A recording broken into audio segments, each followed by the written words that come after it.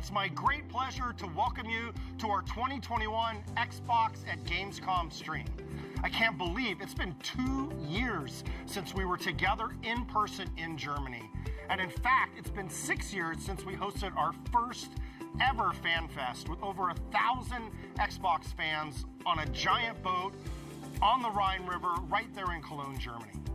I have so many wonderful memories from back in 2015 with our fans and all the Fan Fest events that have happened every year since then. I even remember it was raining and that first Fan Fest, fans were waiting in the rain and they were still so excited just to come in and be part of the event. And Phil Spencer, Major Nelson, and others for the team were there greeting them as they were waiting. I made so many friends from that event. Even to this day, I stay connected with fans around the world that I've met at Fan Fest. And on behalf of all of us at Team Xbox, we truly treasure these memories. And we miss being there in person. That's a highlight of the year for us, is to get out and be with our fans in person. We know fans in Germany, across Europe, and from around the world would travel to be there with us at Gamescom. And we will be back with you in the future. But we still want to take a moment to celebrate the Xbox gaming community and the games that continue to connect us. When you meet people face to face and you hear their real stories, you begin to understand the power of social connection that only gaming can unlock. This year, I'll miss hosting that lunch we did with fans every year at Gamescom, or the impromptu meets and greets we would do at Gamescom with our studio teams, going out for coffee and answering all the questions that our fans had. But I also love how our FanFest community has grown globally. And hearing stories of fans that are sharing swag from events or looking out for each other, especially during difficult times, that really warms my heart. I love the family feeling that our gaming community fosters. And given the state of the world today, for so many people, gaming is now the primary way that many of us stay connected. It is our primary social way to connect with our friends, no matter where they are. And that's why I'm excited to highlight especially our German and European community today and celebrate the connections we formed with them through Xbox. Because whether you're there in person or not, we're still connected through our memories and our passion for games.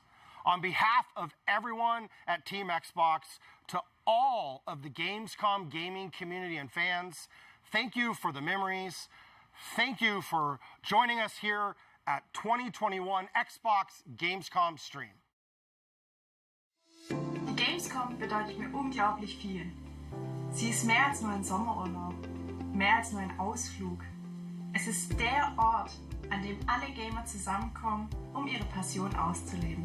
Ich liebe an der Gamescom, dass ich dort die Möglichkeit habe, mich mit anderen Community-Members zu treffen, die ich vielleicht nur von den sozialen Netzwerken kenne, aber natürlich auch Freundschaften zu pflegen, die sich über die Jahre aufgebaut haben und man auch nur relativ wenig Gelegenheit, sich auf einer persönlichen Basis zu treffen. Ich freue mich immer sehr, wenn neue Spiele vorgestellt werden und dass man natürlich neue Produkte zu sehen bekommt. Und die vielen Merchandising-Stände komplettieren dann das ganze Gesamtbild. Mit Gamescom verbinde ich ganz stark Community. Ganz einfach, weil bei meiner ersten Gamescom 2014 habe ich so meine eigene Community so ein bisschen gefunden. Genau weil ich immer herausgefunden habe, dass es Leute gibt, die genauso verrückt sind wie ich und auch in ihrer Freizeit Kostüme bauen, aus Spielen und aus Filmen und allem möglichen. Ja, und da habe ich einfach einige meiner besten Freunde tatsächlich kennengelernt, die ich immer noch sehr wertschätze. Hallo, mein Name ist Paulina. Ich cosplaye eine Odyssey aus Halo und ich liebe die Gamescom, weil ich sehr viel Zeit mit meinen Freunden da verbringen kann, weil ich beim Xbox-Stand sehr viel Zeit verbringe und es liebe, mit den Menschen zu interagieren, die die gleichen Gaming-Interessen haben wie ich.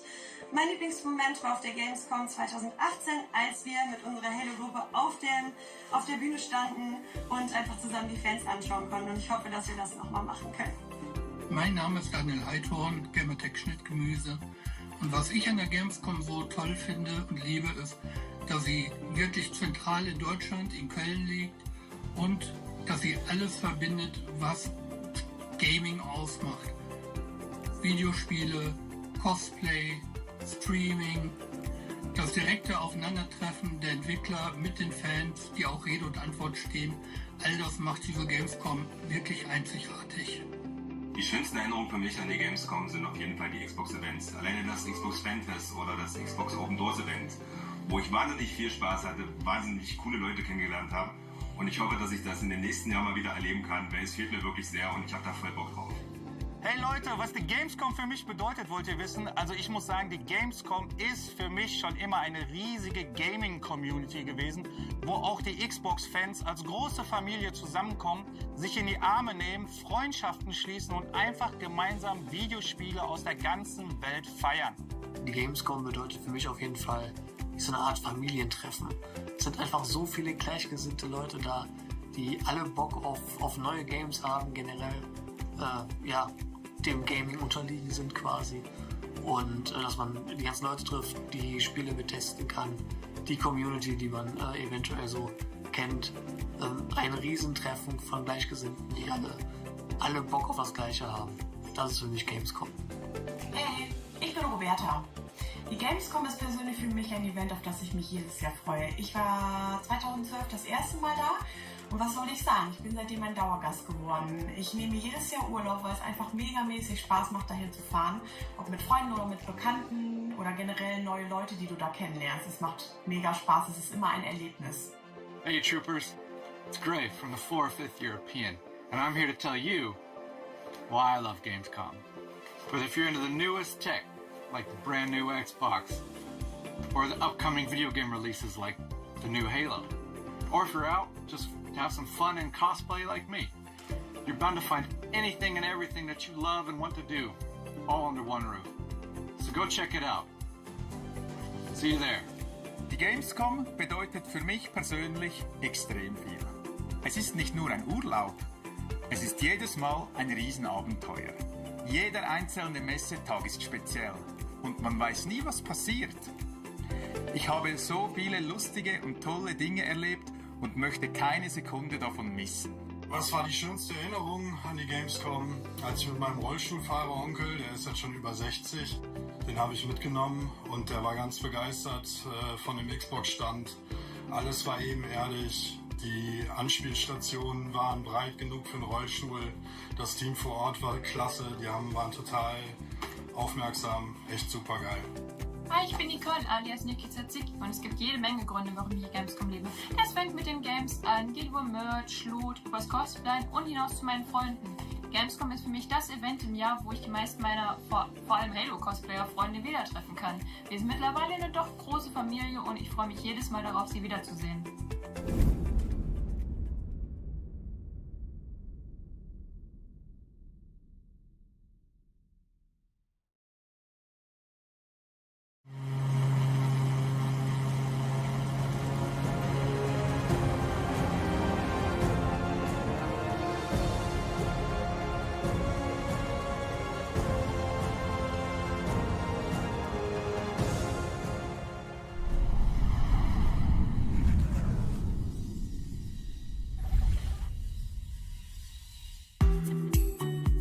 Hello everyone and welcome to our Gamescom 2021 Xbox stream. We've got so many great game updates to share with you today. We're talking Age of Empires 4, Psychonauts 2, and my personal favorite, Microsoft Flight Simulator. Later on, we'll take an extended look at Forza Horizon 5. There's so much going into this, and Playground Games' vision of Mexico is muy, muy bonito. And we'll be getting our first look at the cover car for the game, Paris. I got $5 on it being one of those electric scooters that you see piled up on the sidewalk. Will Kate win $5? I guess we're about to find out. Yes, indeed. Our Xbox Plays team will also chat with devs and deep dive into current and upcoming games all week on twitch.tv/Xbox. Let's get started with Techland and their upcoming zombie parkour sequel, Dying Light 2: Stay Human.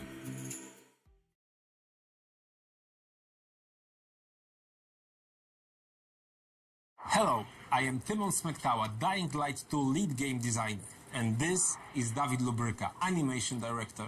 Hi. We can't wait until December 7th to finally give you Dying Light 2 Stay Human, the game we have been working on really hard for the last few years. We're hoping the gameplay video you're about to watch will give you a foretaste of parkour and combat systems waiting for you in the game.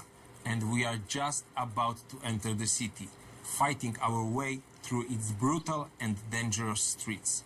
Though, as you will see in a moment, there are plenty of things you can use to your advantage. So watch closely, look for special combat and parkour moves, and check out how with just a bit of creativity you can combine the two. Ready? Let's go! Sometimes I wonder what this city looked like before all this. Probably like many others. People had their ambitions, plans, lives. Now it's all gone. The virus started it, but it was the people who made the world the way it is. This city, Villador. They tell me they had a vision. They had hope.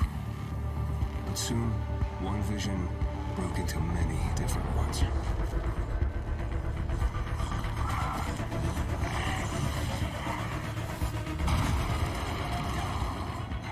Instead of fighting together, people stood against each other. War broke out. Was it a little bird with a broken leg? Hope died.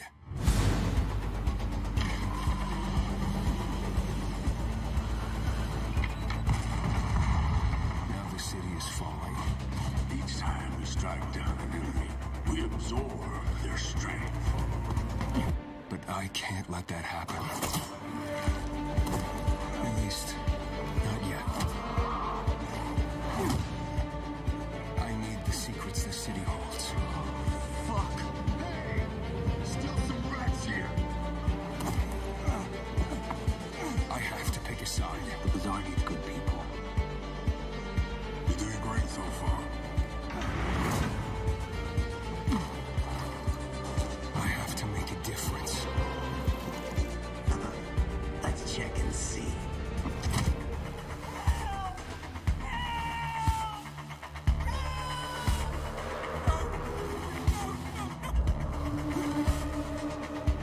They say that great change is a series of small gestures. How about this series?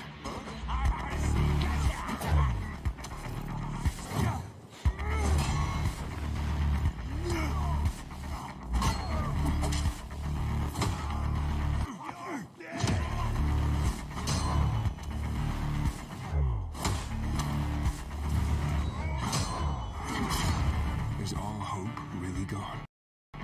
We'll see about that. Well, that was an exciting trip, wasn't it, Timo? Did you notice those bandits in medieval-like armor passing by skyscrapers, banks, and large billboards? That's what we call a modern Dark Ages. And it's a very unique design, one very important for the plot of Dying Light 2. But there's another thing that stood out to me, all those parkour moves that you and your team has put so much effort into. Well, all you need is a few thousand of animations, cooperation with professional tracers, mock-up sessions, and invaluable help from David Bell, whose face and moves player will see in the game, by the way. No, yes, right. And we've got twice the number of parkour moves compared to the first game, and we are showing some of them in this trailer. The vault kicks being the most important to me personally. It brings a whole new fighting style into the game. The player can stagger an enemy and use them to perform further attacks, for example by rebounding from their bodies, jumping off them onto other foes, and so on. I think we captured the movement really well and made it quite simple for the players to perform. I can't wait for them to try it out and tell for themselves how much they loved it. It's definitely going to be useful. The city's buildings are higher than anything we have done before, improving its verticality. Players will need to find a way to reach those tall skyscrapers and other challenging spots too. Then it's good we scattered some helpers around, like a paraglider, which can support players in both parkouring and combat. Exactly, and it's gonna do great, especially in fights against humans, which are more frequent and important than in Dying Light 1. It's been over 20 years since the events from the first game, so people adjusted. They are much bolder now, at least during the day. And they are more vicious too. And I think that's a great summary of this discussion. Pre-order Dying Light 2 and explore its vast, complex world on December 7th. Thanks, David. Thank you.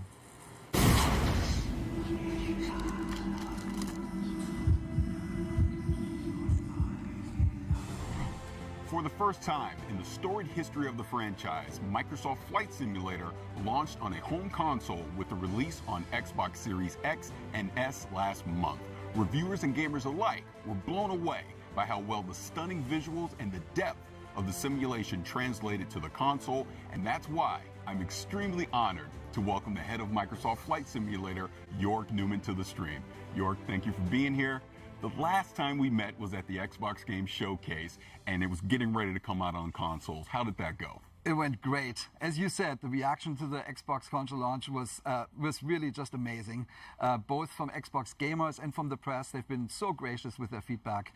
I don't know if you know, but Flight Simulator is one of the highest rated games on Xbox this year, which I think is just great validation that the translation of the simulation to the console has really worked well. Our usage numbers are through the roof. We are absolutely shattering franchise records, and I can tell you there have never been more people playing Flight Simulator than right now. So it's an awesome time. That is awesome. Congratulations on the launch, really. But all right. I want to go to the danger zone. So what's going on with Top Gun? There's so much going on, Paris. So you and I talked about Top Gun Maverick earlier. The fans are super excited. They saw the FA-18. They can't wait to start flying. And as you know, it comes out later this year as free DLC alongside the movie. But as the movie is still under wraps, so are we. So I can still not tell you that much about it. But there's so much else going on even before Maverick. So we are continuing to do our monthly big releases that we've been doing for a long time. And next month, on September 7th, we are launching World Update 6. And this World Update, I mean, at the beginning of the show, if you remember, there was a little red plane flying into Cologne. Well, we did that because World Update 6 updates that region, the region of Gamescom. So Germany, Austria, and Switzerland. And what that means to us is we have new aerial and satellite images. We have a new elevation map that helps us with the mountains. So the Alps actually look awesome now. We have new 3D cities like Frankfurt and Wuppertal in Germany. We have Basel in Switzerland.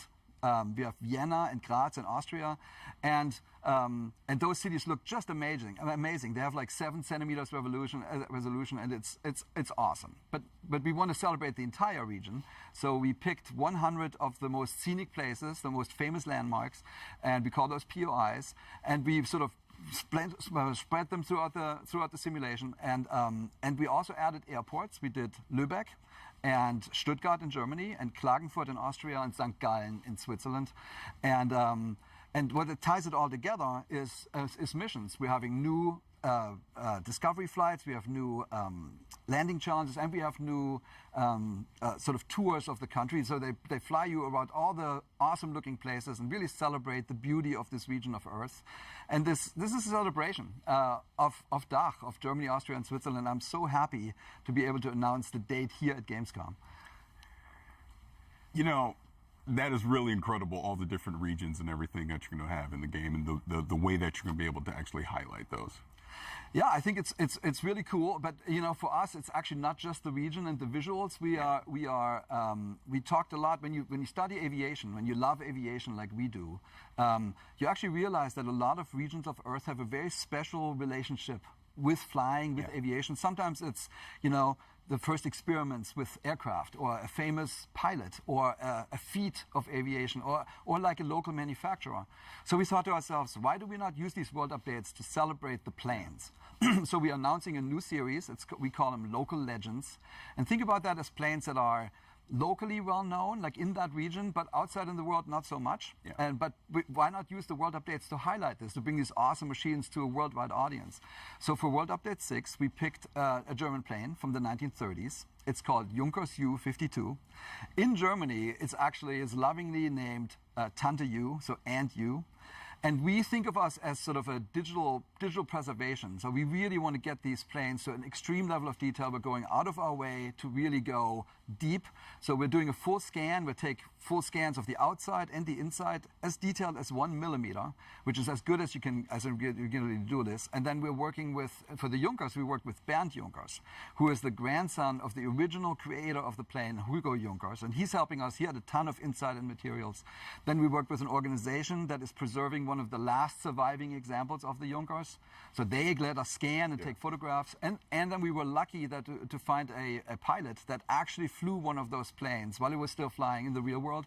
And he lets us know, like, is the cockpit right and the sounds right? Does it feel right in the air? So we're having a blast working with these experts to really to celebrate this plane, to bring them back to life. So this is almost like you're creating like a digital museum for aviation inside Microsoft Flight Simulator. Yeah, I mean, it's basically that. It's a museum with flyable planes. Yeah. So we're working with 40 museums around the world.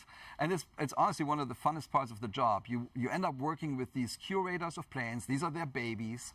And they sort of see the tooth of time in the real world sort of nagging on their remaining planes. And they're so happy when we come in with our scanning equipment and we're basically capturing their planes. And they know that we can digitally preserve them in perpetuity, and we're actually giving those scans back to the museum so they can do something with it. And it's a great collaboration. And we're actually not just looking back in the history of aviation, we're also looking towards the future. So I have another announcement. We are working with a fascinating German company called Volocopter, and they're making an eVTOL air taxi for urban traffic. So they have a vision of the future, how these drone-type machines basically connect people in large cities. We're working directly with the engineering team to make sure that we are capturing their plane and their aircraft perfectly in the flight simulator, and that's coming out in November. I mean, you weren't kidding when you're saying that there's a lot going on inside of Microsoft Flight Simulator. Is there anything else you want to share? Yeah, there's one more thing. I'm so happy to announce that we've partnered with RARA. That's the Reno Air Racing Association. And every year they put on something called the Steel National Championship Air Race. And we're bringing this to Flight Simulator. So this is the fastest motorsport. This is right down your alley. It's the fastest motorsport on Earth. And I actually brought you a little trailer to look at. So race, speed. We go into the danger zone, baby. Let's go ahead and show that.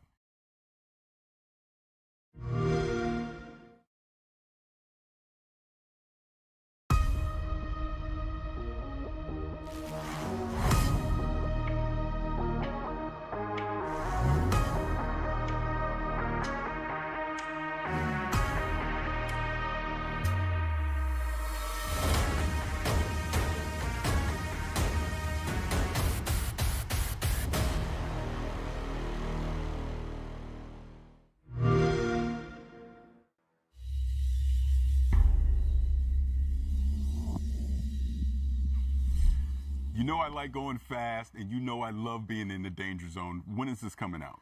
Man, these planes, they fly 500 miles, faster than 500 miles an hour, 50 to 250 feet above the ground. So you are definitely going to be in the danger zone. I mean, without going into too much detail, this Reno Air Race is actually the largest expansion we have since we launched on Flight Simulator. It's not just because we scanned all the famous race planes of the world. There's lots of them. This is also the first time when you can basically race against your friends and pilots across the planet. And so a competitive multiplayer is coming to Microsoft Flight Simulator, and that will definitely test your pilot skills. And you ask, when is it coming out? This is coming out this fall, so it's right around the corner. Oh, that is fantastic. And you know I have the need for speed, so I can't wait to get my hands on this and participate in some of these air races. Awesome, man. We got you covered. All right, thank you. If going fast on the ground is more your speed, keep an eye out for an extended look at Forza Horizon 5 later on in the stream. We'll also talk with Wasteland 3's game director about the game's next big DLC. But first, if you're an Xbox Game Pass subscriber, we have some great news for you.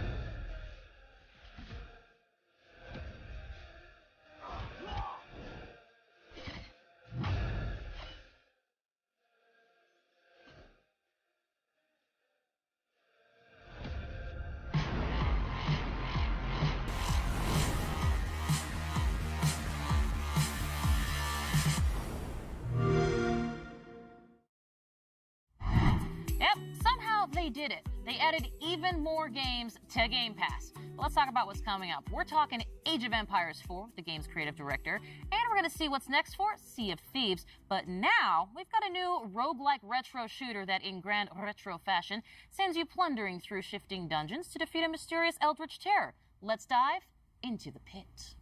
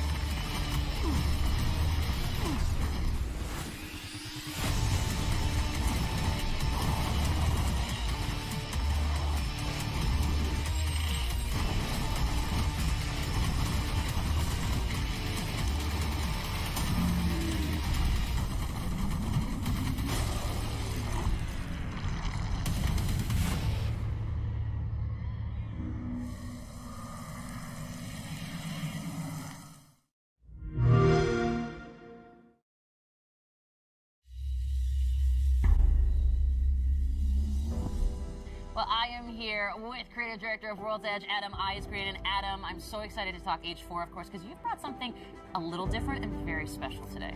Yeah, I have. So, so far we've been showing everyone kind of what Age looks like from in the game, when you're playing it.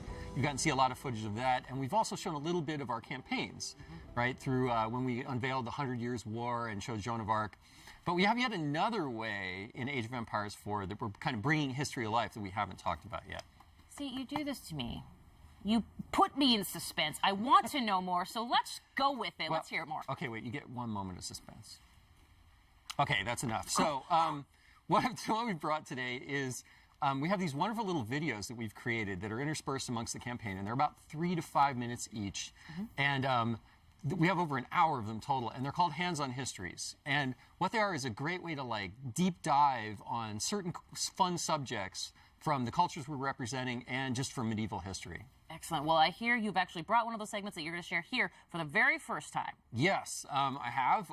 We are going to show you the segment on one of the most popular units from Age of Empires franchise and a fan favorite, the Trebuchet. Excellent. Well, this I got to see. Let's take a look. A counterweight Trebuchet was the king of all siege engines. A catapult capable of smashing down castle walls from great distances.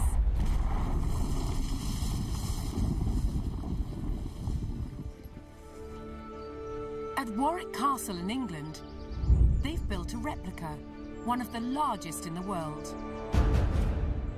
Originating in 7th century China, by the 13th century, trebuchets had evolved into devastatingly powerful weapons. Such a simple design, but so effective. It has several key features. A pivoted arm with a weight at one end, and a sling to hold the projectile at the other. To prime, the 6-ton weight is raised using tread wheels.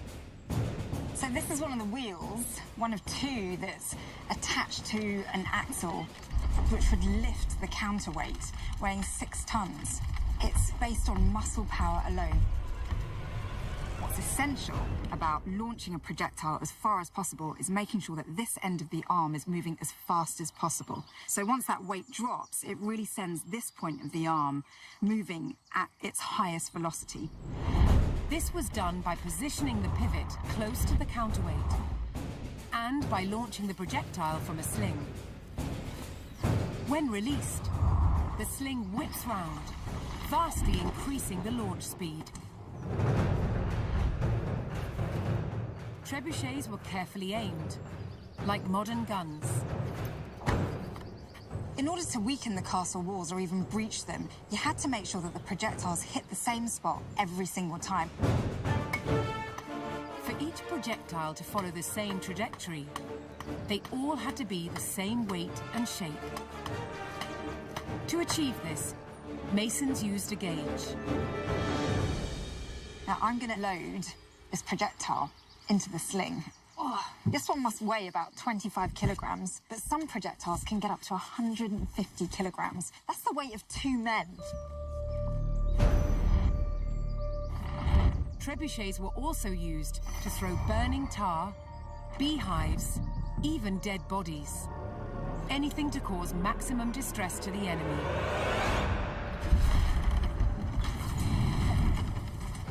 Did you hear that whoosh?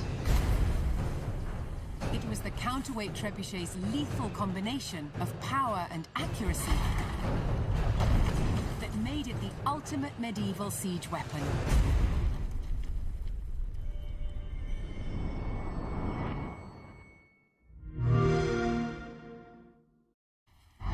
You know I'm going to say trebuchet. Don't care, because that is awesome and remarkably unique, something you don't see in games very often. Yeah, so, you know, one of the things when we were looking at what we were going to do with Age of Empires 4, there's a phrase I'm really fond of, which is, history is only as interesting as the people who taught it to you. And you could say that about any subject, really, right? But I think the great thing is when you have someone that's so enthusiastic and passionate about history, it really comes across. And we wanted to be that kind of teacher for history. And there's a phrase called Humanized History that I use to kind of describe what we tried to do, which is we tried to like connect past and present. And you can see that kind of in our briefings as well, where we've got like real stuff with like CG kind of overlaid to show you the history. And so for these, we really wanted to do that same thing. So ourselves and Relic partnered with this amazing group in the UK called Lion TV, and they've done production on an amazing amount of shows and documentaries for the BBC and won every award you can imagine for media. And they travel to all of these locations in all these different countries to meet with these subject matter experts and get all of this great footage on how things really worked and how things were made. And it's been delightful to kind of go through that process and, you know, get all these and finally start showing them to everyone. Oh, I love it. Now, you also, of course, you've got a bunch, as you mentioned, of these hands-on history segments. Anything else that you can tell us fans about what we can expect, looking forward to? Any favorites you got coming up? Oh, well, favorites. Oh, man. Well, I think my personal favorite is one called Medieval Surgery. Oh, and I'm going to let your imagination go with what we might show and what we might talk about in that one. Yeah. But the thing I love about them is that they go all over the place. So, you know, we've got ones on warfare and castle building and, like, how they kept flaming arrows from not going out when you shot them. And but we've also got all of these ones on, you know, like illuminated history and hawk falconing and, you know, like horse taming, armor creation, and there's even one on Mongolian instrumentation, which is really cool because those instruments, we actually use them in the soundtrack for the Mongols when you're playing as them in the campaign, in the game. I mean, I just love the behemoth amount of history that you guys... Age of Empires, always known for bringing history alive in a completely different way. And I also love to mention this to people, that you and the team do so much research. And it's so great to see this approach being used in a hands-on history kind of segment. But, I mean, what was that approach like to sort of, you know, sell going forward, especially since it's such a unique in-game experience? Well, the cool thing was it was there from day one. It was one of the things I was really wanted to do, is try to tell these stories in a different way. But I'll tell you, like, full disclosure, it's been insanely nerve-wracking because we're trying something completely different that no one's ever done before in a game, right? We're history, but we're a game, but we're teaching you things, but you're having fun. And finding that middle ground has been really challenging. And, you know, every time we've tried to show, we've shown the campaigns or we've shown these hands-on histories, I've been like, oh God, it's gonna work? Like, people gonna like this? And the great thing is so far, everyone that's really experienced the entire thing put together have just been like, wow, this is great. And it's so different and kind of cool and refreshing. So, so far so good, right? But yeah, it's been a journey, you know, to get all this done and put the whole game together. Well, I love that you mentioned journey, because we are coming towards the end of this development journey for Age 4. Talk to me about where people can find and learn more about Age of Empires 4. I know they're all chomping at the bit. Oh, well, you know, October 28th, we are launching the game. You can go to ageofempires.com to learn more about the title. And if you're really, really excited, right now, you can go onto the Microsoft Store or Steam, pre-order the game right now. And of course, we will be there day one, Xbox Game Pass for PC as well. So anyone that's on that can just grab the game and start playing. Awesome. But... Yes, I believe you are a part of something very special. Yes, so Gamescom opening night live. Yes. 11 a.m. Pacific time.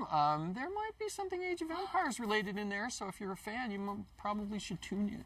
Oh, a bit of a tease from Mr. Ice Green. Maybe. And I like it very much. Adam, thank you so much for joining us here. Always a pleasure, Kate. Always a pleasure. Age of Empires 4 looks fantastic, so I cannot wait. October 28th, neither should you. Now, we have tons coming up here today, including a new update for State of Decay 2 and an extended look at Forza Horizon 5 with our friends at Playground Games. But now, let's catch up with Paris, who's gone from flying the skies in Microsoft Flight Sim to a different kind of cloud. That's right, Kate. Xbox Cloud Gaming is already available on Windows PCs, mobile phones, and tablets. And now, it's coming to Xbox consoles. The future with cloud gaming sounds bright. No waiting to install, no running out of hard drive space, no waiting to patch, and no buying a new console just to play with your friends. See how the vision of cloud gaming will bring people together without barriers. So when I think about cloud and when I think about gaming, those two things together to me really show you the future, where you can pick up something and you could play it anywhere and you could do it quickly.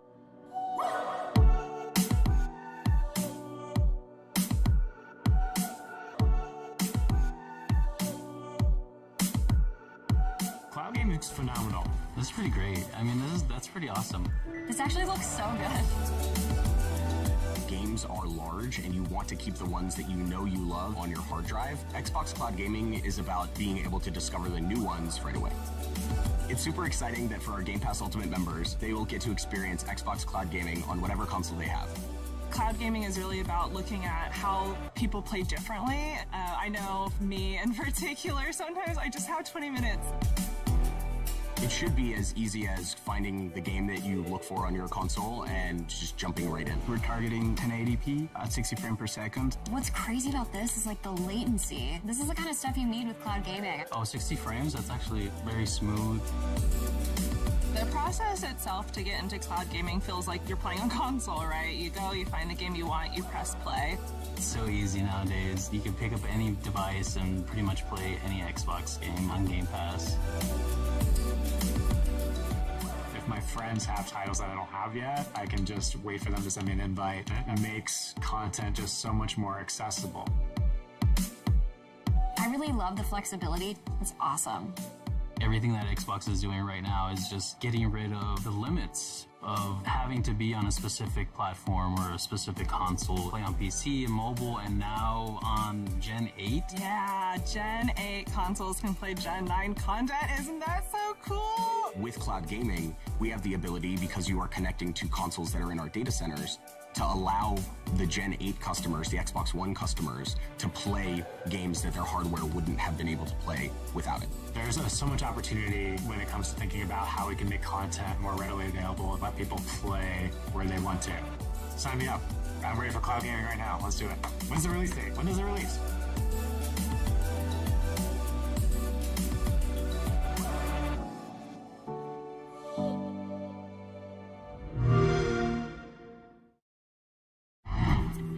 August 9th saw the release of the free optimized update for Hellblade: Senua's Sacrifice on the Xbox Series S and X. With beautiful and rich visuals, thanks to the addition of ray tracing and improved materials alongside performance updates, this is the perfect opportunity to relive Senua's journey or experience it for the first time.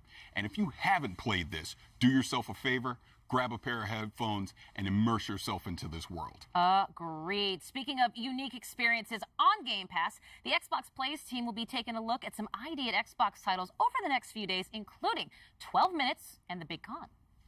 They're also talking with developers from Halo, the Master Chief Collection, Forza Horizon 5, and Destiny 2. So join the live Q&A to get your burning questions answered. You can catch all of those streams on twitch.tv/Xbox. Speaking of Forza Horizon 5, don't forget our friends at Playground Games will give us an extended look at their monument to motoring in Mexico later on. That includes never-before-seen areas of the game map, plus cars that have never been in the Forza franchise before. I've loved everything I've seen of Forza Horizon 5 so far, and I can't wait. Now, Kate, there's more games to check out, right? Well, right you are, Paris. Let's talk Wasteland 3. Their newest DLC introduces us to a new cult. The Cult of the Holy Detonation. Holy detonation is life. Deep within Cheyenne Mountain, we've changed. Devolved into the mutations you see before you. Set on a righteous path. The holy detonation's life-giving glow should be shared with everyone.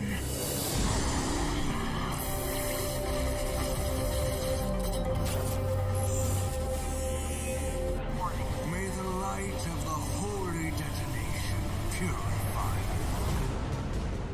Join us, Rangers.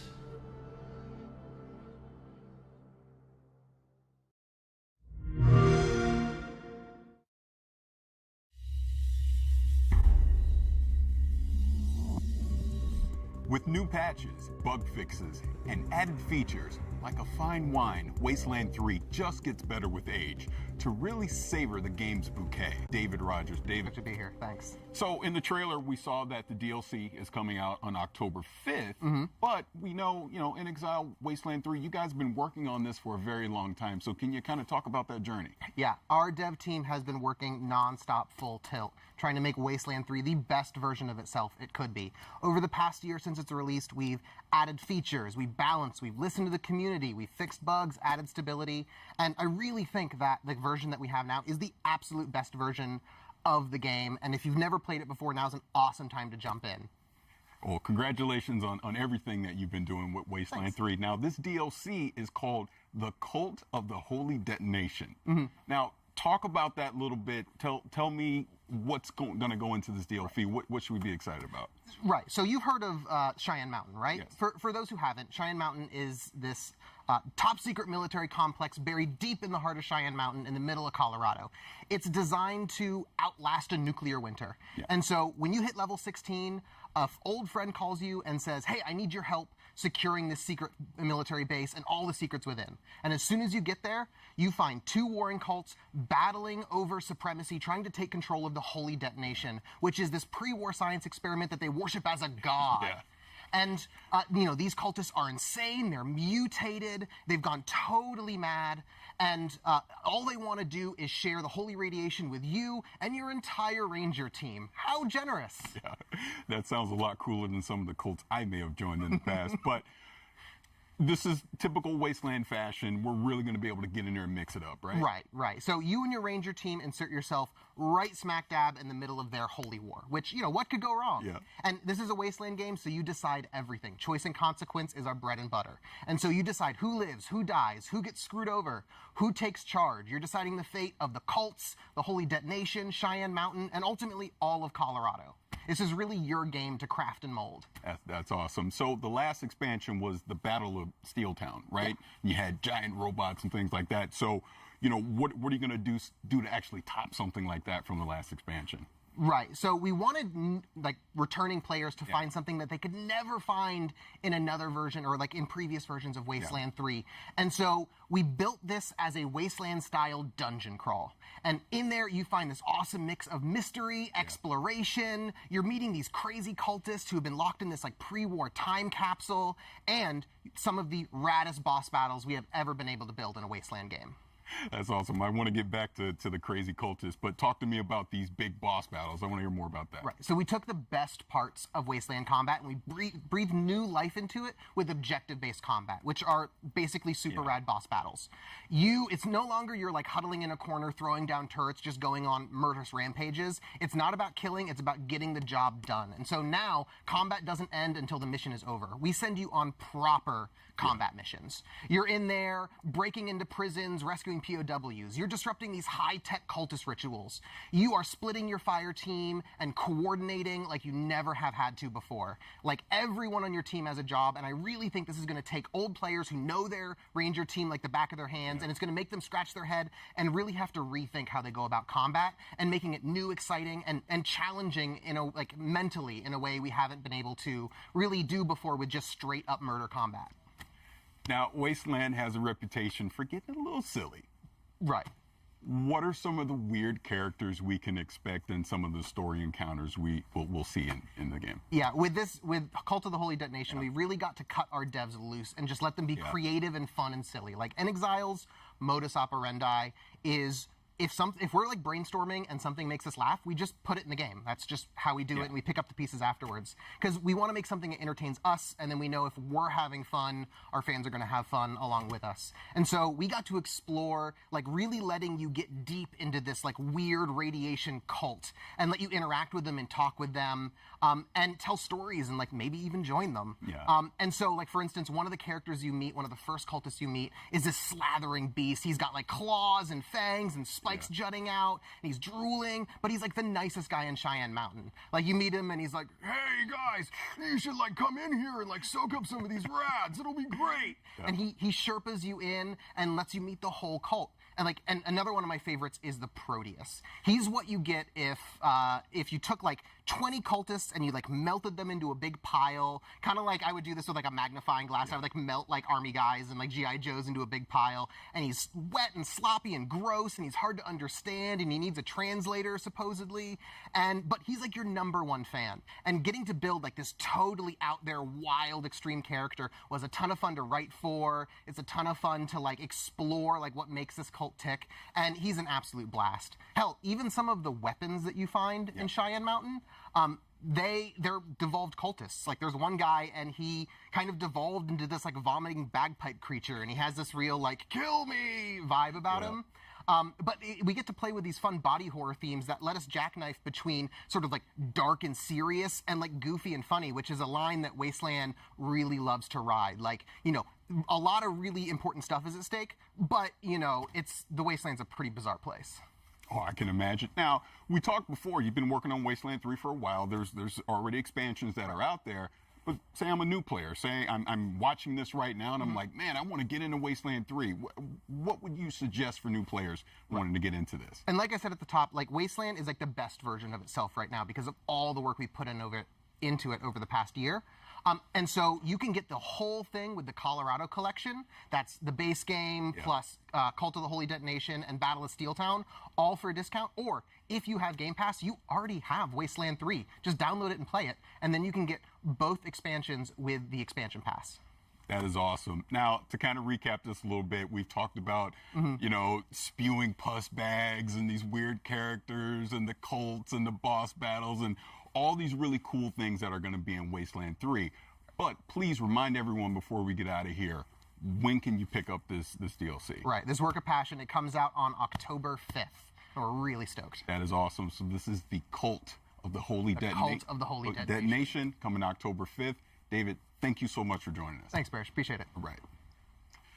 In the 3 years since its launch, Sea of Thieves has played host to some incredible crossovers, including unique ship sets inspired by games like Battletoads, State of Decay, Halo, and more.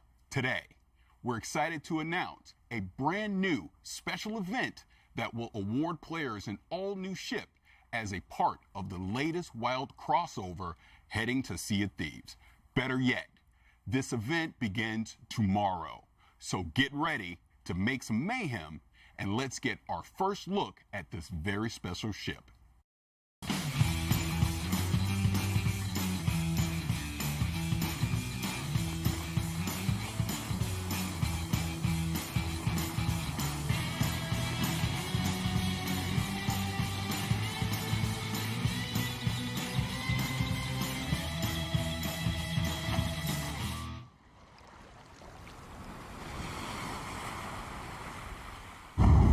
Tag, everyone. Really cool to be a part of this all-digital Gamescom event. And we were thinking, what's the best way to kind of celebrate Gamescom and to be a part of this as Sea of Thieves? And so we're really excited to reveal that we're bringing the Mayhem shipset that you've just seen, a really, really cool ship that's inspired by Borderlands, into Sea of Thieves, and we're giving all of our players a chance to earn it during kind of the Gamescom time period. So it's been really cool to work with the Borderlands team to bring this ship to life, and giving all of our players the chance to earn it as part of this live event that we've cunningly titled Mayhem. You might notice the link. So you can probably guess the kind of activities that are involved, but if you head to Lorena at any of the outposts in the Sea of Thieves world, she'll be able to fill you in on the details of what you need to go do to earn the ship set. So we hope everybody gets a chance to take part in this awesome time-limited event. So it starts today, and it runs through to September the 7th. So that's the time period you've got to get your hands on the Mayhem ship set. And I think that's it from me. So, as always, I will see you on the seas.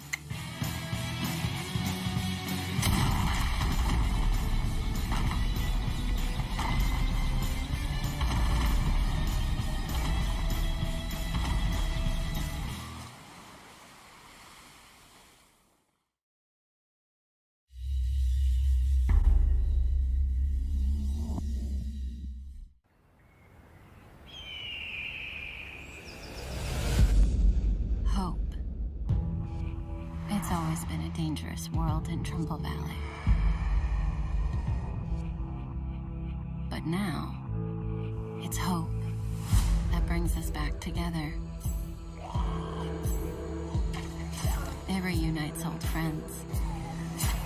It builds new bonds. And in the face of a growing threat, hope is the greatest weapon we have.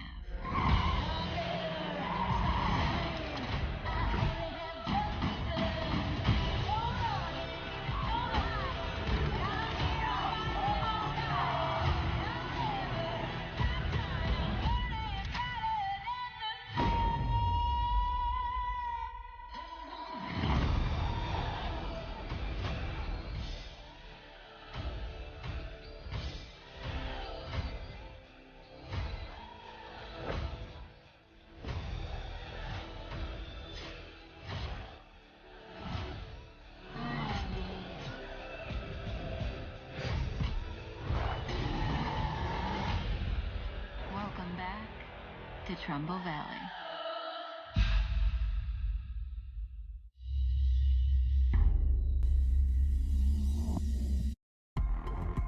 Well, just like zombies themselves, it seems everything old is new again in State of Decay 2. And we have a guest to walk us through this Undead update. Please join me in welcoming Undead Labs Director of Communications, Wanda Russell. Hello, Wanda. How are you? Hello, I'm great. It's great to be here. Talk about the Homecoming update releasing on September 1st. We are very excited to get this into players' hands. You are indeed. So let's talk about the Homecoming update. Obviously, we are coming back to Trumbull Valley. We were there for Heartland, the update, back in 2019. Talk to me about the differences, and I'll sit right here and listen, because you're adorable. So Heartland is the story mode within the game, but it's a very linear, narrative-driven experience. You know, players couldn't move their communities there. So that's all changed with the Trumbull Valley map. It is the 5th core open-world map. It's fully remastered, and it expands into 2 territories that were completely inaccessible in Heartland.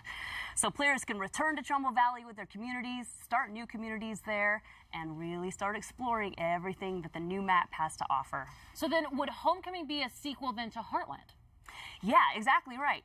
So the events in Heartland kind of play out. You see what happens in Trumbull Valley. So we think of it as the 3rd part of our Trumbull saga that began with the original State of Decay game, continued into Heartland, and now we see what has happened since then and what storylines might be coming to a close. So there is a lot for players to discover, a lot of environmental storytelling to find, and, you know, things have changed. So this isn't the Trumbull Valley that players might remember. So that's going to be exciting. Interesting. Well, and anytime you expand something like Trumbull Valley, you just have to have a juggernaut of content, pun intended. Talk to me a little bit about what some of those things are that players can get in on here now in the expanded Trumbull Valley. Yes, a ton of new content. In fact, we're doing something unique with the Trumbull Valley map. There are items there that you can only find on that map and nowhere else in the game, including 12 new hats and outfits, 10 new very cool weapons. We've got 6 new bases, 2 new achievements for achievement hunters. And on top of that, we are adding the game's 12th bounty pack. So that will be available from the bounty broker across all maps. And I have to say, they are some of the coolest weapons I have ever seen go into the game. I'm so excited for people to find them. A juggernaut amount of content, and I don't care who sees that second fun of the day. That works out great. Well, let's talk about the State of Decay community, because it's absolutely an integral part to this entire franchise. And State of Decay being on Xbox Game Pass, how has that impacted the community? How has that impacted the game? Talk to me about those. It's been fantastic. And, you know, we have an amazing community. We love them so much. In fact, one of the reasons we're doing Trumbull Valley as a map is because it was one of the most requested features from the community, which also makes it very exciting for us to be able to say, we did it, you get it. And we have a major milestone that we're celebrating. State of Decay 2 has 10 million lifetime players. 10 million lifetime hang your hat on that. I absolutely love that. Really grateful. Incredible, amazing news. Congratulations to you and the entire team at Undead Labs, man. Fantastic work. Well, speaking of Xbox Game Pass, let's give me the deets one more time when it comes to the update. So the update releases September 1st. It's a free update for all State of Decay 2 owners, and it's included with Xbox Game Pass. Happy homecoming. I love it. Thank you, Wonder, very much. My pleasure. Now we move from Trumbull Valley to the Lost Valley of Akria. This mystical location trades zombies for ancient warrior clans, forgotten temples of long-dead god kings, and a healthy dose of hack and slash. All this awaits in Strayblade.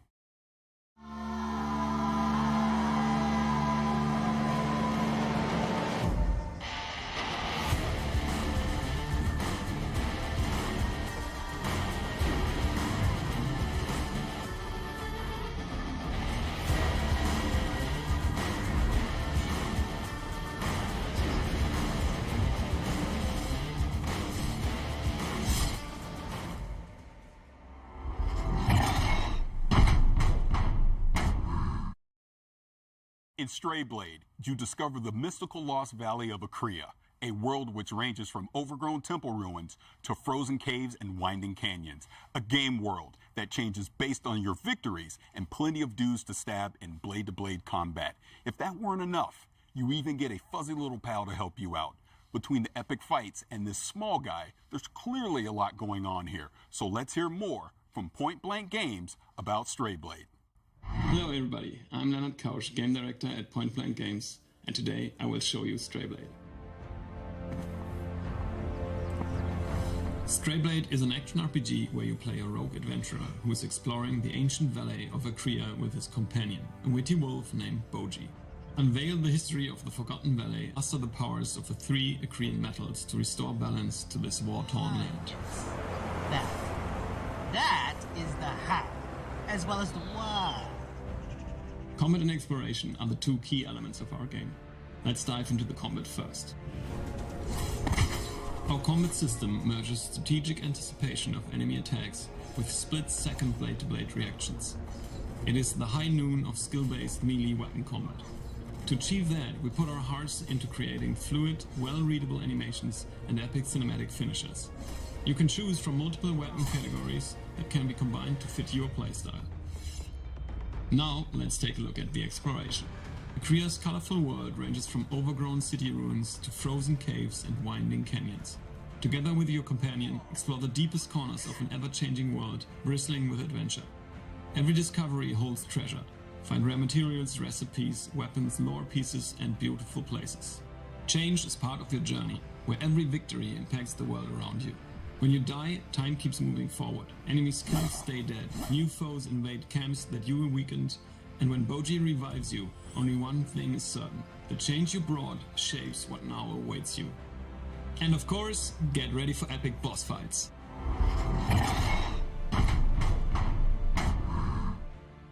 We hope you enjoyed the first look at Strayblade, which will be out next year. And keep an eye on our social media channels for more information.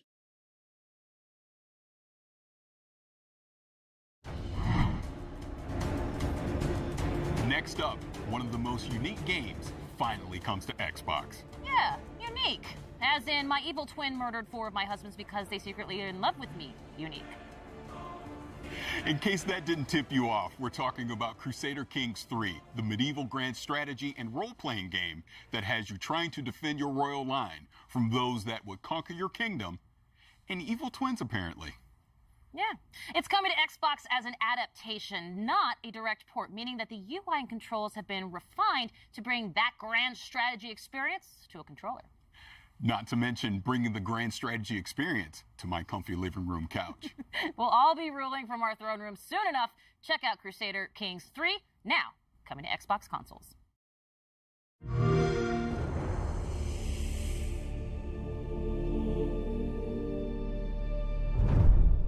My son, we must never forget the crimes committed against us. Your father sought his glorious revenge and failed.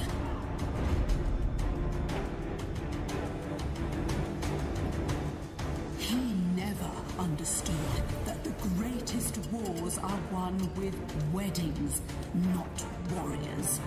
With daggers, not swords.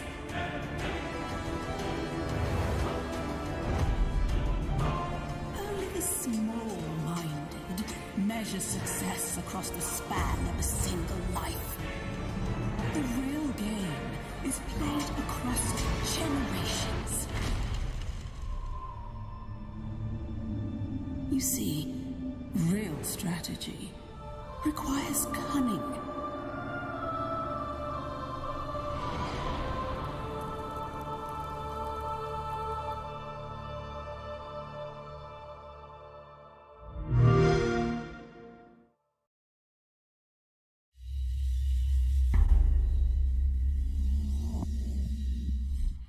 Crusader Kings 3 is wild. You really haven't lived until you've made an 8-year-old the King of England.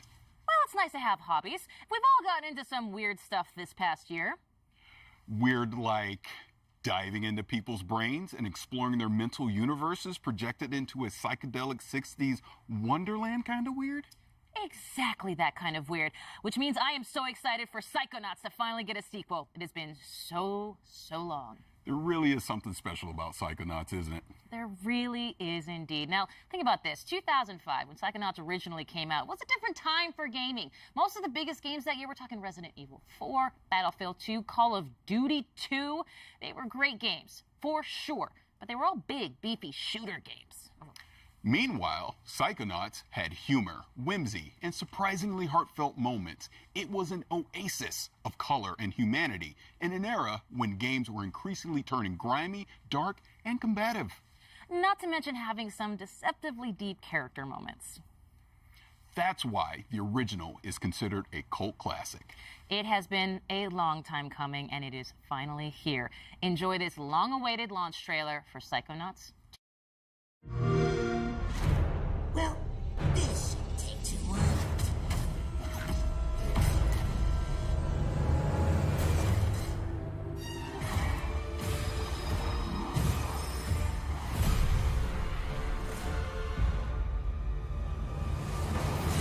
With psychic powers, he dives into your life.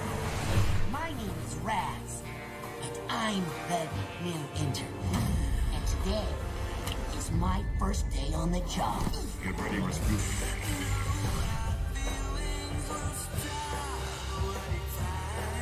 Did you forget everything I taught you about levitation, Rasputin? I'm not supposed to check out equipment to interns. You did what? Can we just... No. Quit picking on the new kid. We were all new ones, in case you forgot. I've got eyes on the target. And I've got eyes on me. All I see is another unruly peasant. Oh boy.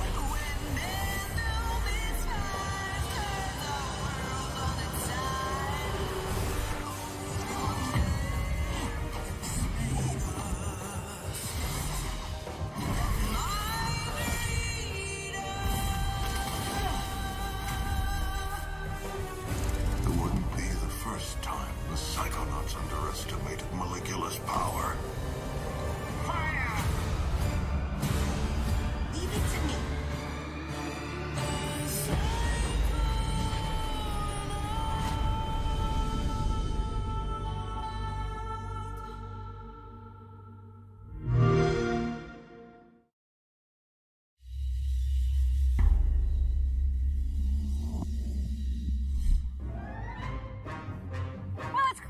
could not be more excited for Psychonauts 2 because I gotta be honest, me and that original game, we got some beef that needs settling. If you know, you know. The meat circus level, it is infamous, it is brutal, it is difficult to say the least. It's the final level of the original game that came out, and I cannot believe I'm doing the math on this one.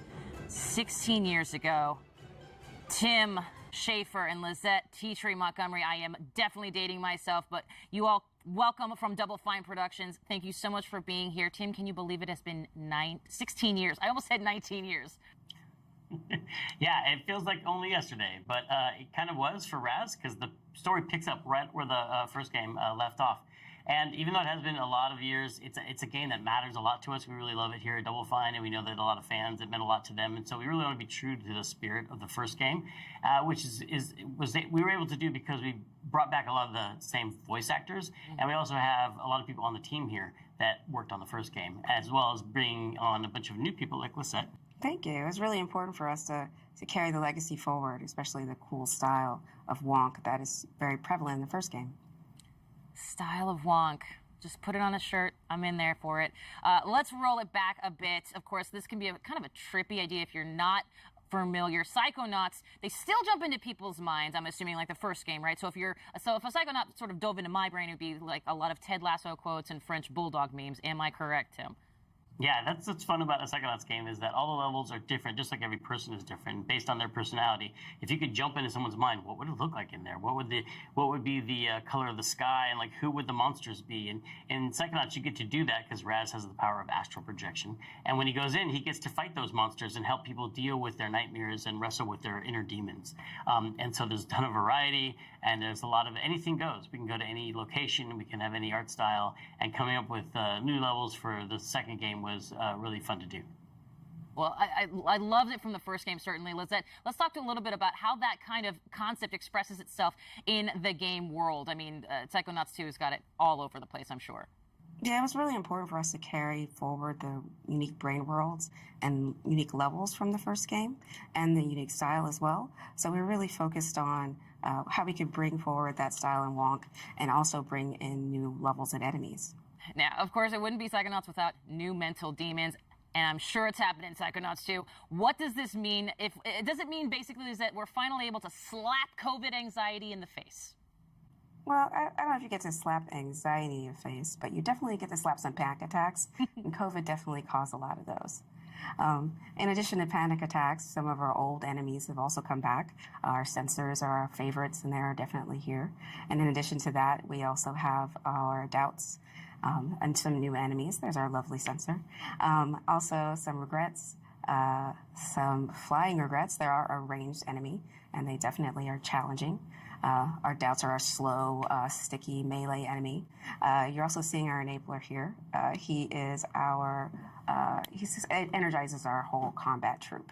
So we have a whole cast that you can battle and fight with. Including the new bad mood. Including the bad mood. Which is it's an electric storm of feelings that you have to fight. Now, for those who haven't played the original, available now on Xbox Game Pass, by the way, wink. Tim, why is Raz so good at rummaging through brains? Raz is, he has some very special skills. He has two whole sets of skills, one being the acrobatic skills he learned growing up in the circus. He can balance on tightropes, jump on trampolines, swing on trapezes, and that helps him navigate and get around to all kinds of interesting places. But he also has this other side to his personality, which is that he's a powerful psychic. So he can levitate objects, he can use telekinesis and pyrokinesis. He has these powers which people might recognize from the first game, as well as 3 new powers for the second game. He has the ability to mentally connect thoughts together, and he can connect 2 thoughts and actually connect 2 thoughts together to solve puzzles and to navigate in this game. He has the power of time bubble, which is just change and slow down how things are moving by changing people's perception of time. And he also has the power of projection, which allows him to pull an archetype, a personality, out of his unconscious mind and bring it into the world that he's in, like a companion in battle or in puzzle solving. Let's talk about the story for a second, because as the original Psychonauts, we saw Raz training to be part of an organization, and now perhaps he's part of a whole organization at this point. And are there other brain agents, other Psychonauts out there that maybe grew up in a completely different circus? Yeah, we have a lot of new characters in this game. We do. We have a lot of new characters in this game. As soon as Raz arrives on the headquarters, he immediately gets introduced to the interns. And the interns quickly tell him and show him how he fits into the organization. The bottom. They're right down at the bottom. Yeah, so earn his way back to the top again. He's no longer the coolest kid in summer camp. And much to his chagrin, his entire family, his entire embarrassing circus clothes wearing family comes to visit him in front of all his new friends. And so the interns find out that he's the awkward middle child of the circus family. Each one of them has their own quirks and foibles, and some of them are even psychic. And so a lot of their story gets told in this game, including their backstory and how it relates to the foundation of the Psychonauts themselves. Well, I like that. And of course, as you might know already, I'm sold. But you, of course, already knew that. When can myself and the rest of the world exact some beefy, meaty revenge? You can get back to the beef and play Psychonauts 2 on August 25th on Xbox Game Pass and PC. There it is. Lizette, Tim from Double Fine, thank you so much. And you know what? Extend a huge congratulations to everyone at Double Fine on the launch of Psychonauts 2. Thank you so much. We're very excited. Thank you. And you can catch more of Tim Schafer and ask him those burning questions about the newest game in the fan-favorite franchise in our Xbox Play stream tomorrow. But first, we're going from cleaning out mental cobwebs to cleaning up alien planets in this supremely satisfying 4K 60 trailer for The Gunk.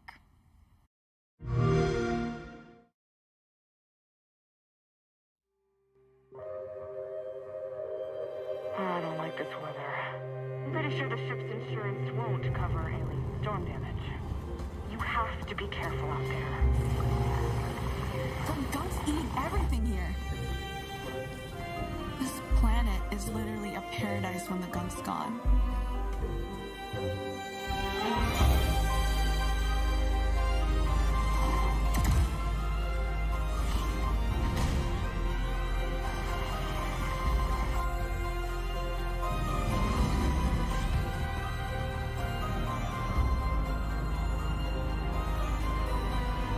Vex. Oh, please, Vex.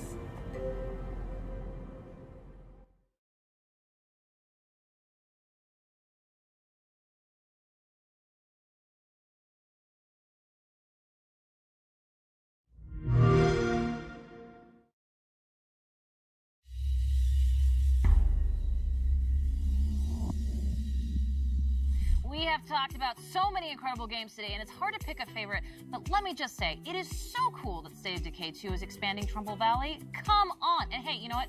Great job on that Flight Sim interview. Oh, thank you. I mean, talking to Jorg is always a blast, and Flight Sim is such a special game to me because, I mean, it's literally letting me travel the world. But I was staring daggers of jealousy watching you talk to Tim and Lizette over at Double Fine. Well, I will say this, I understand, but you got to play Psychonauts 2 already, so I don't even want to hear it. That's true, but it's not the same as talking to the creators. Just trust me when I tell you, be excited for Psychonauts 2. I will say this as well, I am excited to see even more of Psychonauts 2 on our Xbox Plays streams. Yes, don't forget, Xbox Plays will recap all the week's news throughout the week at twitch.tv/Xbox, so make sure to check that out. Before Kate and I let Playground Games take the wheel, let me just say that it has been our distinct pleasure to chat games and nerd out with everyone today. Oh, it's hands down the best part of the job, for sure. But we're far from done here. Too true. Now, in June, Playground Games announced that Forza Horizon 5, the highly anticipated follow-up to 2018's breakout hit open-world driving game Forza Horizon 4, arrives on November 9th on Xbox consoles, Xbox Game Pass for console, PC, and cloud, and of course, Steam. And if you're watching our Xbox YouTube channel, switch over to our Xbox Twitch channel to see all this new exclusive content. And that is twitch.tv/Xbox for the full vroom vroom experience. And if you're already watching on Twitch or one of the Forza channels, stay right where you are. Without further ado, let's dive in, starting with the new custom Forza Horizon 5 controller, which is available for pre-order today, so players can have it in hand by November 9th when the standard edition of the game launches.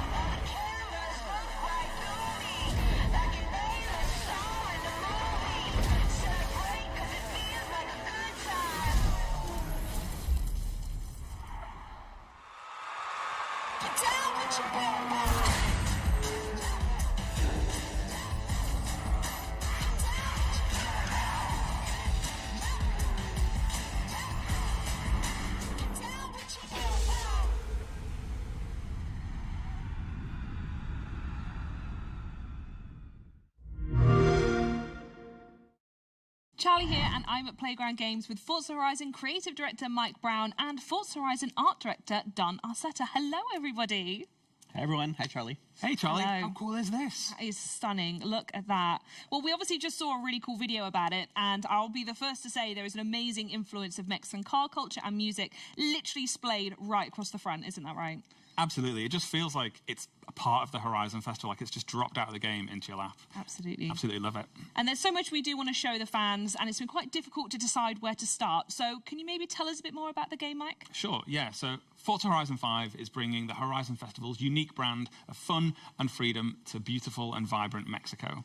Players are going to set out across the largest, most diverse open world we've ever built in hundreds of the world's most beautiful and exciting cars.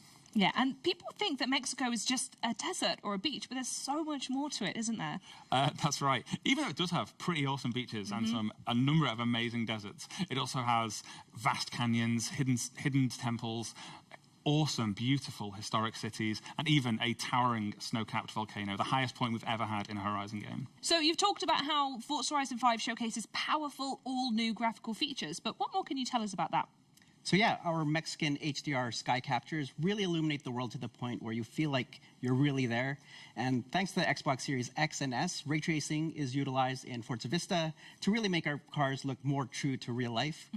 You'll encounter the smallest of details as you travel throughout the world, all rendered in striking realism. Oh, that's such an exciting overview. I cannot wait. And next up is something we know that Forza Horizon fans have definitely been waiting for the most. Mike, what exactly is that?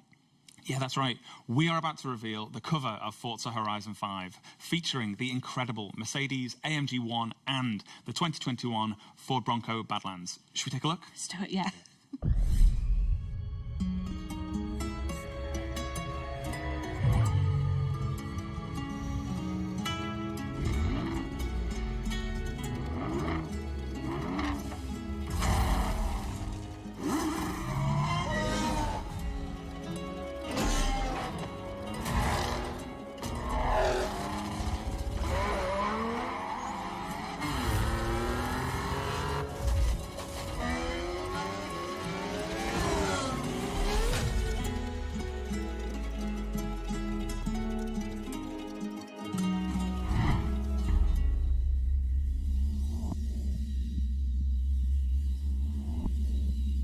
Now, those are two very different ways to explore Mexico. So what I want to know is why those two cars were chosen and what players can expect when they get behind the wheel. Yeah, so those differences are exactly why we chose them. The Mercedes AMG 1 marks the first time a car features Formula One hybrid technology almost one-to-one from track to the street. And with the 2021 Ford Bronco Badlands, that's primed for rugged off-roading across Mexico's vast terrain. And I'm certain people can't wait to see more of what these cars can do in the game, so I don't think we should keep them waiting any longer. Mike, can you tell us about what we're about to see next? Yes, so in a few moments' time, we'll be kicking off a Forza Horizon 5 Let's Go stream, and everybody should check that out for a big deep dive into loads of new content and features from Forza Horizon 5. But before that, we have 8 minutes of brand new gameplay where we're going to see both the Mercedes AMG 1 and the 2021 Ford Bronco Badlands. And in typical Horizon fashion, we are going to see active volcanoes, cars jumping out of cargo planes, and a race under beautiful Mexican skies all the way to the Horizon Festival. Should we check it out? I think we should.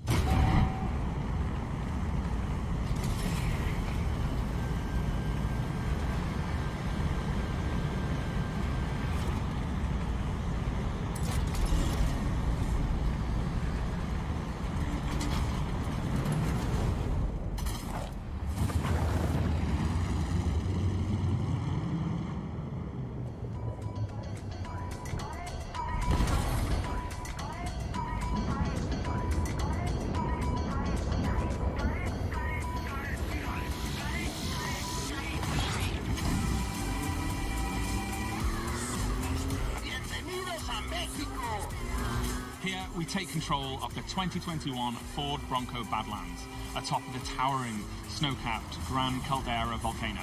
See you on the other side!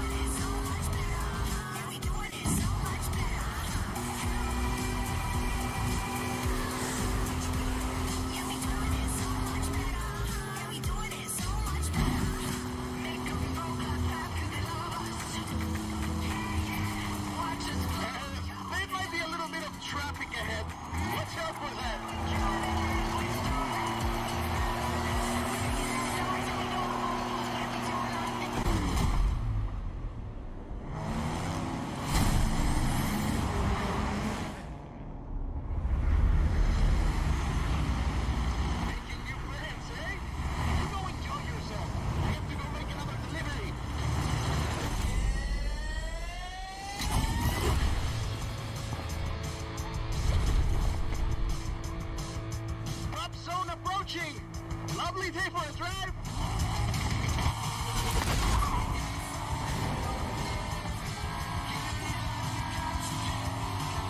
So now we see the 2020 Corvette Stingray tearing up the asphalt towards a dust storm in the Mexican farmland. Outtrack the storm. Sigue adelante. Keep going.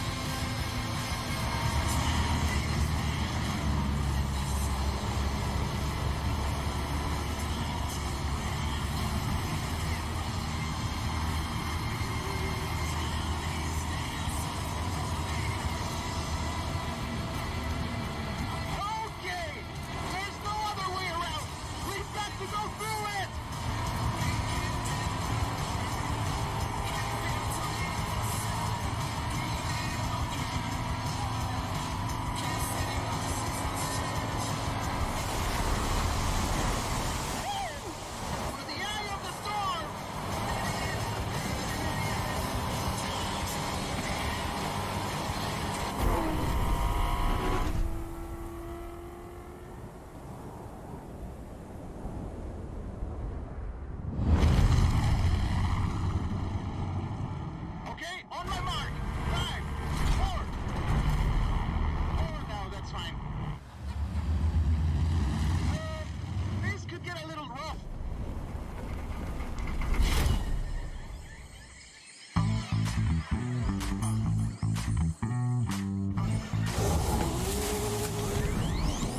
Touchdown! Not even a scratch. The jungle awaits. Next up is the Porsche 911 Desert Flyer, crashing through the dense jungle tree canopy. Flamingos!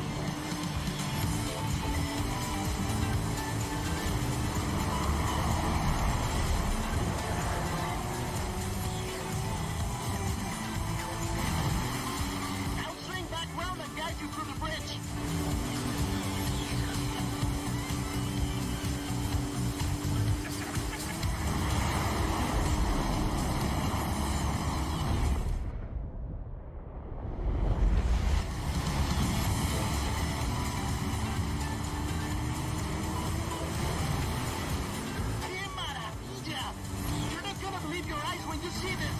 Keep